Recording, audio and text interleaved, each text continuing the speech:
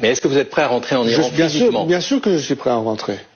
Bien sûr que je suis prêt à rentrer, parce que j'ai mis ma vie en ligne dans tous les sens du mot.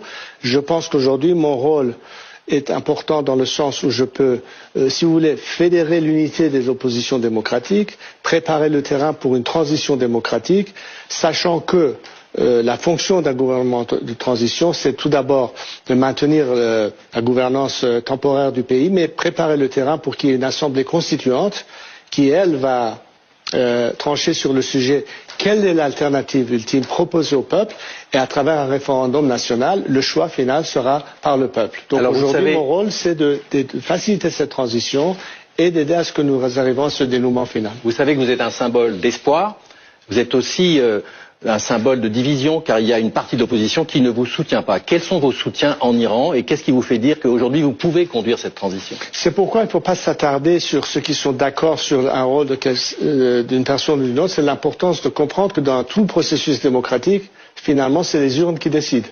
Donc vous appelez à des élections? Bien sûr. Et laisser que le peuple puisse trancher, la majorité décidera. Je ne suis pas là pour faire campagne personnelle, je ne suis pas là pour la poursuite du pouvoir, je suis là pour faciliter cette transition, et c'est cette confiance qui existe en moi qui réclame ce rôle que j'effectue, que j'ai déclaré, et je tends la main